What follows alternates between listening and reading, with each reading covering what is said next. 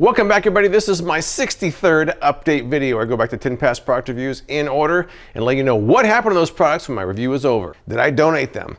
Did I continue to use them, or did they end up in the boneyard? The reviews covered in this update are numbers 621 through 630. That's December of 24 through February 25. Without further delay, let's get right to update number 63.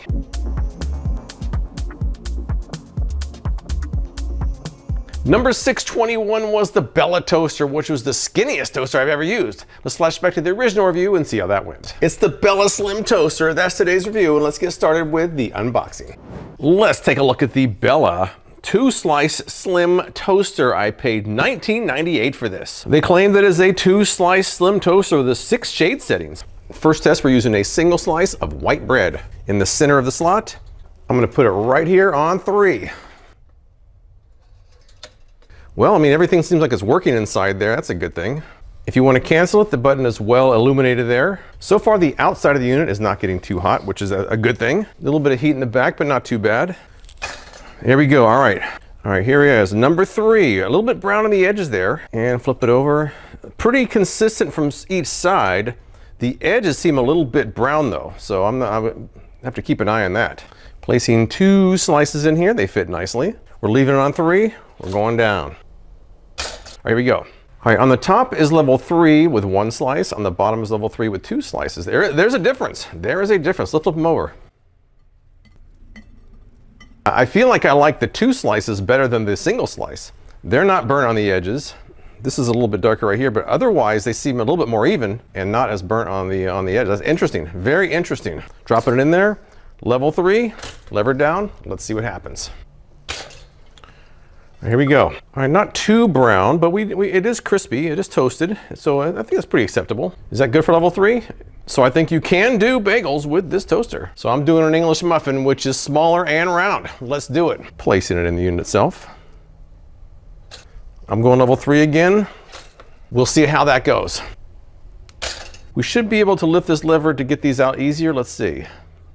Oh, not bad. Okay, so we can lift them up a little bit. English muffin, nicely toasted. I think it did a pretty good job with that. Now, I used this one for most of 2025 alongside the Breville on my countertop. The only reason I stopped using it is because the Breville had a little more bells and whistles, and it was a 4-slot toaster. I had no issues with it, so I gave it away to someone who's continuing to use it.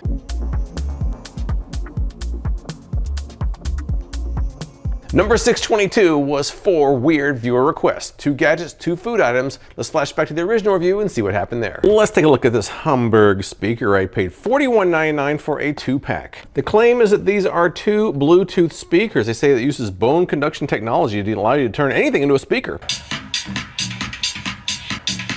Let me try lifting it up. The bass disappears. Oh, Bailey. Oh, Bailey doesn't like that. You don't like that? How about my light? I hear the bass. On this acoustic bass, it sounds really cool.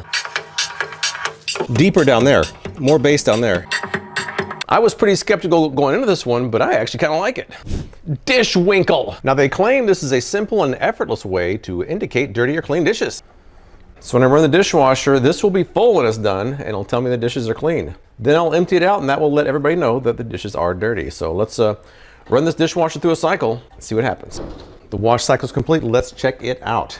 All my dishes are nice and clean, and this is what we got here. It's pretty full. I'm not really sure how clean that water is. I don't think you want to drink it. But on the other hand, if you open that up and see that, you know that they're clean, so it's working in that respect. This is the Oscar Mayer Bacon Cheddar Popcorn. They say it combines the smoky, crispy bacon with creamy cheddar. All right, visually it looks like cheddar cheese popcorn. That's my first impression. It tastes more like ham than bacon, but that flavor is prominent. As soon as I put it in my mouth, that's the first thing I tasted. It's weird though, I'm not sure that the bacon and the cheese really pair well together though.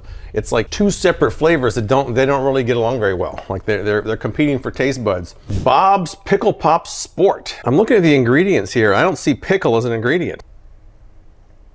They literally just put pickle juice in a pouch and then call it good? Maybe. It's very salty pickle juice. It's salty pickle juice. And there it is. There's my pickle pop. It's weird, it almost tastes more salty. So according to the back of the packaging, there's 500 milligrams of sodium per pop. I like it. I mean, it's good. It's a lot. It's very condensed. Now, of the two gadgets I tested out, the Hamburg speakers I used for quite a while, but there was one small issue with them, and that's the pairing was kind of finicky. It would unpair, and it was kind of a hassle to repair it, so eventually the novelty it wore off and I stopped using it. But the other item, the dishwinkle, I still use to this day. I'm a big fan of the dishwinkle. That's where I said it. Rather than have to remember to turn the magnets over, that a lot of people do, I just open the dishwasher. If it's full, the dishes are clean. If it's empty, the dishes are dirty. It may seem silly, but I'm a huge fan.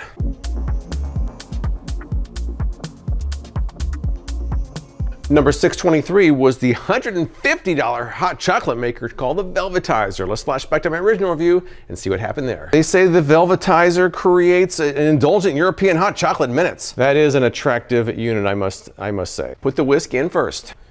The whisk is going in, and it is magnetic. I should also point out there are little pour spouts on either side here, which if you can see those. The max fill line is back there. It's kind of hard to see. Step number 2, add your milk. We're adding the milk. These are just chocolate flakes. Now they say it takes 2.5 minutes and it'll be ready. There's very little sound. It's almost silent. I don't feel any warmth coming off of here. All right, so my stopwatch shows 2:20 and it says it just went off. Now for the big reveal. Oh, it looks delicious. Got the pour spout into one of their included cups, which is a very nice cup here. And it fits perfectly, which I would hope so, in their cup. Place this back on the base. It's nice and warm. Let's take the temperature. It's kind of varying around here, but somewhere between 140 and 150. Let's just call it 145. Oh wow, that's really good. That's really good. That's not the Nesquik I grew up on. This is quite good, I have to admit. It's a bold flavor, it's rich, not overly sweet, and kind of balanced. If you like dark chocolate, you would definitely love this one. Had just the right amount of froth on top of it, so I think this one is a winner. Now, I still use this one, even though it's kind of expensive, I still use it, especially over the holidays. In fact, I have one left of that batch I bought then, which was my favorite of the bunch. That is the coconut white flavor, which was excellent, by the way. Their chocolates are kind of expensive, but they are very good. Now, the only issue I had with this, which was a minor issue, as you can see inside, it's held up pretty nicely, but this whisk in here, sometimes this whisk would get stuck. So what I would have to do is before using it, I'd have to give it a spin, make sure it's rinsed out properly. Because if you don't, sometimes it won't move and the whole thing just kind of sits there and doesn't really stir it up. Now, one minor issue aside, I've been happy with it. I'm not sure I'd pay $150 for it, but because I do have it, I do enjoy using it.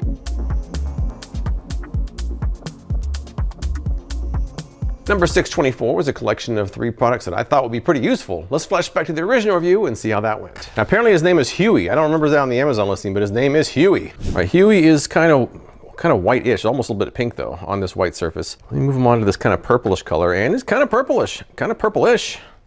Move him over to this pink, and he turned pink. Let's try it on my head. I guess, is that the color of my skin? I guess kind of. The salt lamp, very close actually. You're supposed to squeeze his leg somewhere and lock the color, but it's not locking. I'm not sure if that locking feature is going to work, at least not for me.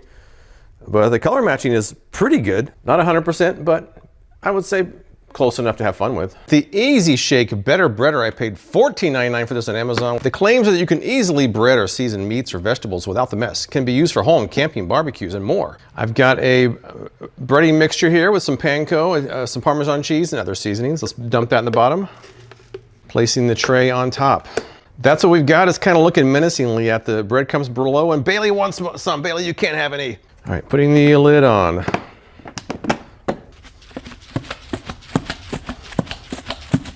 All right, that's what we got inside there. Looks pretty good. Let's take a look at this generically named food warmer. Now, the claims are that this is going to keep your food warm with fast heating and 8 warming levels.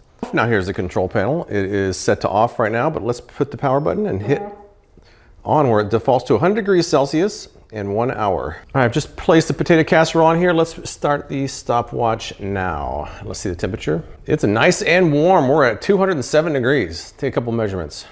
207, pretty evenly at 207. I'm gonna come back in 1 hour and we're gonna see where it measures after being on this mat. We are at 1 hour. Let's take a look. 202 degrees, 199, almost 200 right there. We're at $1.99 here, $1.99 there. Now, as much as I enjoyed testing these out and as useful as they seemed up front, I did not continue to use any of these long term, so they all ended up in the donation pile.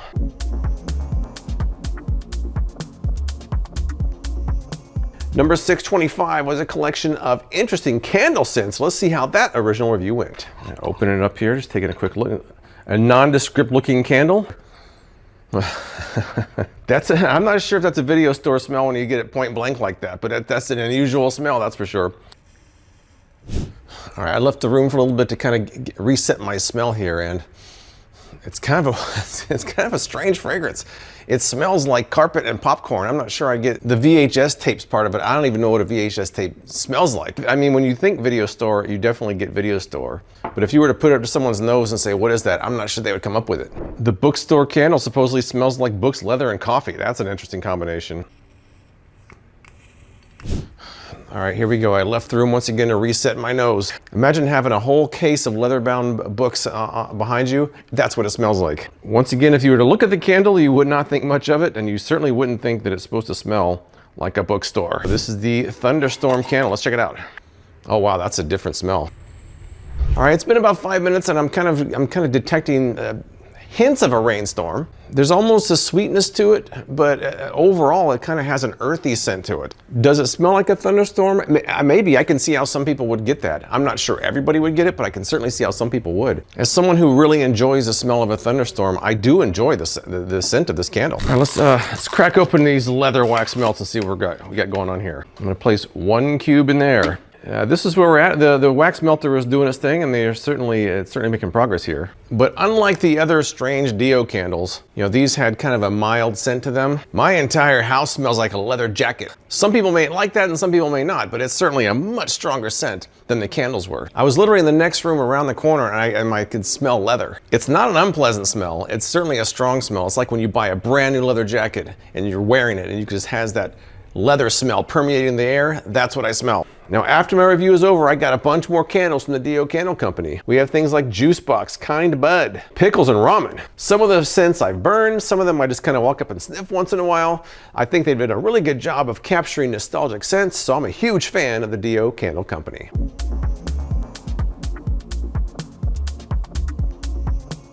Number 626 was a collection of 3 kitchen gadgets, so let's flash back to that review and see how it went. Ever Toast, I paid $14.99 for this. Now, they claim that it prevents soggy bread. Includes an innovative surface that prevents toasted bread from getting soggy. I've got my 2 contenders here. Let's check it out. I think we're about done here.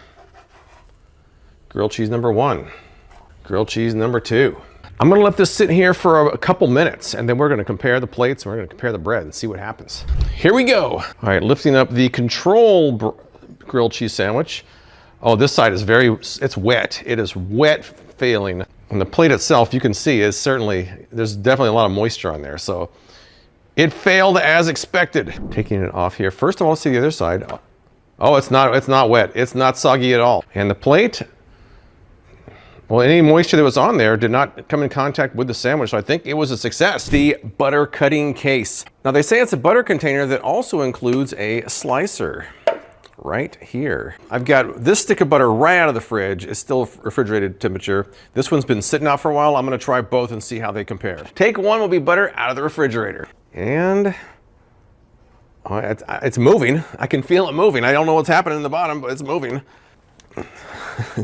Oh, there it goes. Oh, there it goes. There it goes. Let me see what we got here. We have nice little pats of butter. You know, I think it actually kind of worked. The softened butter is going to hopefully drop right in next to its refrigerated brethren. Here we go. Oh, that was much softer, much easier, much easier. And it looks like it's pretty much cut all the way through. Now you can store it in the fridge like this and have perfect pats of butter whenever you're ready for them. Take a look at the Dream Farm Dopener. Now, they say that it's a smooth edge can opener that can also open jars and pull ring cans. All right, first up, placing it over the lip of the can and then pressing the lock button. I mean, it seems to be going pretty well. All right, I think I'm all the way through. Now we should be able to just lift it up. Oh yeah, no problem. Look at this. Not a problem. That worked quite well. Press the unlock button to drop it in the trash. Now, even though I thought the EverToast was kind of cool, I really didn't expect to use it long term, but I did. Not only do I use this for some things like warm sandwiches like grilled cheese, but I also use a lot of other things. Just the other day, I warmed up some chicken breasts and put it on there so they didn't get all soggy on the bottom. So surprisingly, the EverToast has earned a permanent place in my kitchen.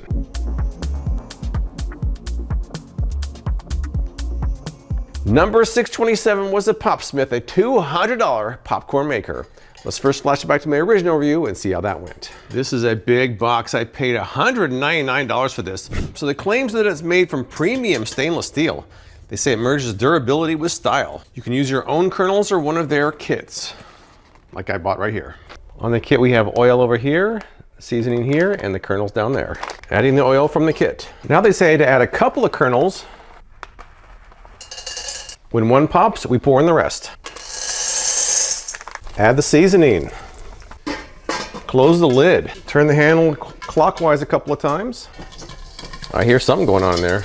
Now they say to occasionally turn the handle. No need to constantly turn it, they say. We've got some popping action going on.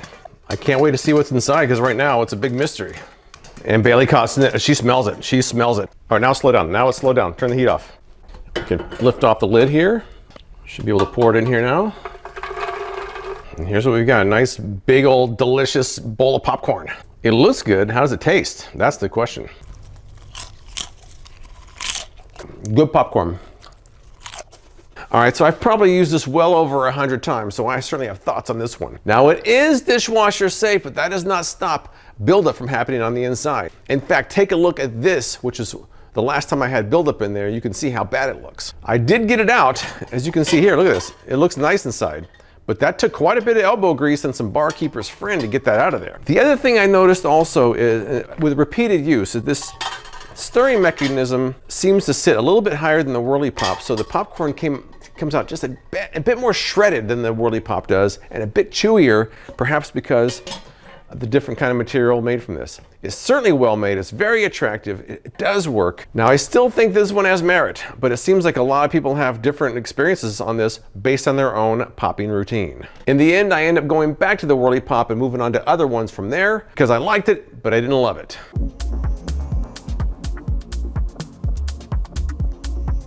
Number 628 was an interesting gadget I originally found on Temu, and that was the Jellyfish Humidifier. Jellyfish Humidifier, I paid $24.95 on Temu. They say that it's a color-changing aromatherapy machine and mist humidifier. 2 modes. They say it can be voice activated or controlled via the remote control. And let me see how much this holds. Pressing the button. Well, I hear something inside. I don't really see much. The fans don't seem to be moving. Oh, but we're getting something. Oh, we're getting something. Oh, they are, you know what, they are kind of jellyfish looking. Yeah, and they go up about 12 inches off there before they dissipate. Well, that's kind of cool, actually. So what I'm noticing here is it only seems to go about 2 at a time. You'll have 2, 2, 2. It doesn't seem like all of them come out at once, but maybe that's not a problem. They are kind of cool looking. Let's do a second press and see what happens. Oh, wow. Whoa. They call this the direct spray, and it's coming out of the center this time. Whereas the jellyfish come out of the holes, this direct spray is coming out of the center. So long pressing one time, this 4 hours should light up. Long pressing again, the 8 hours should light up. There we go. All right, so we got an 8-hour timer there. Pretty cool. And as you can see, they don't come out very quickly, but if I hit the button once, it comes out much more quickly, which I like that way better. It's far better. It supposedly has voice control mode that any sound it'll react to.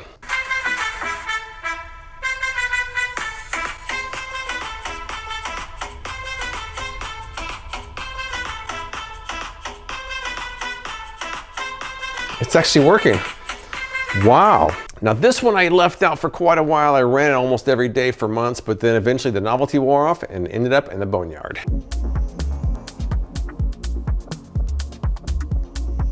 Number 629 was a collection of 3 quirky gadgets to see how they actually worked. Let's flash back to the original review and see how that went. Lemon squeezer shaped like pasta by Monkey Business. Now they say that it's a no-mess lemon squeezer shaped like pasta. Now the way they are showing this being done is you're placing the lemon inside the pasta shell like this. And here we go. Okay, I'm squeezing. Okay, it definitely takes some elbow grease to squeeze that lemon because you're doing it all by hand. Ugh, oh, and a seed came out. I don't know, I don't feel like that's the most efficient lemon squeezing I've ever done before. This hand shredder, it's not designed to shred your hands. It's actually a hand operated shredder. They claim that it's a manual paper shredder that can destroy a folded piece of paper, bills, receipts, and more. Oh, this is wanting to come up. Look at this. It's wanting to come up. Oh, well, it does. It kind of slides around a lot. It's kind of hard to keep the top on, but it did work. That is nicely shredded. Oh, it's doing it. It's not great, but it's doing it. These shreddings are too large to actually fit in the basket. Like if you take the top off, you really can't get the top back on. Let's take a look at this projection alarm clock. I paid $19.99 for this. Now they claim that it's an alarm clock with a 180-degree adjustable projection feature right here. It has nice big numbers. I kind of like that. And now I really want to see the projection on the ceiling. How do I do that? Oh, there is a projection dimmer back here. How do I turn the projection on? So here's the flip projection on off. Let's see. All right, don't adjust your dial. I am still here. Now when it's completely dark, it actually looks pretty good.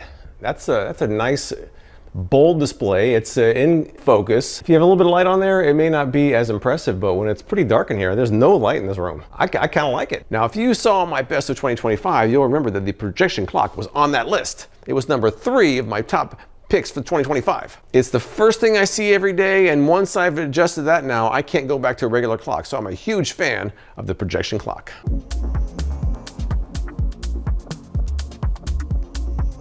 And number 30, we have the Power XL Stirmax, an ASEAN TV slow cooker with a stirring arm. Let's flash back to the original review and see how that went. Let's take a look at the Power XL Stirmax. I bought this on sale at Walmart for 79 bucks. The claims are that it's a 7.5 quart multi-cooker that can automatically stir and shred. And press start. See what we got here. It is stirring. Looks like it hits a big traffic jam over there. It freely stirs and then it kind of hits that. Oh, it just stopped. And for the big reveal, there it is. It doesn't even resemble mac and cheese anymore. It's like, it almost has a consistency of like oatmeal. 2 tablespoons of olive oil. 3 tablespoons of salted butter. We have stirring going on. It seems like a lot of it kind of bunches up on the edges. I'm not sure that's really what we want. Maybe when we have liquid in there, it won't be so bad though. Oh yeah, we got sizzle. We got sizzle going on. Now my first observation, looks like all the ingredients went to the outside here. I noticed that it was cooking from the center outward, and I guess a lot of the liquid was on the outside as well. Very strange. Well, look at this. I don't know about that. I don't know about that. Oh, it's struggling to stir it. It is struggling to stir it. It can't do it. Oh, it's struggling. I mean, if I have to stir it myself, what's the point of having automatic stirring? Let's see what happens on the next round of stirring. What's it gonna do? I mean, it's kind of doing it. In some ways, it's kind of just pushing it around, but it's I don't know, man. I'm a little skeptical. I can already tell you out here, this isn't gonna get touched. That's gonna stay there. So you still have to stir it yourself, even though it's an automatic stirring mechanism. Now, whereas the last item was on my best of 2025, this one sank to the very bottom of the worst of 2025. I named this the worst product of the year. I like the idea of it, but the execution was not very good. Putting a round stirring mechanism in a square pot means everything gets pushed out to the side, so this is something I did not continue to use. Well, that's it for this update video. I'll be back in about another month with my next update. I appreciate you watching, and I'll see you next time.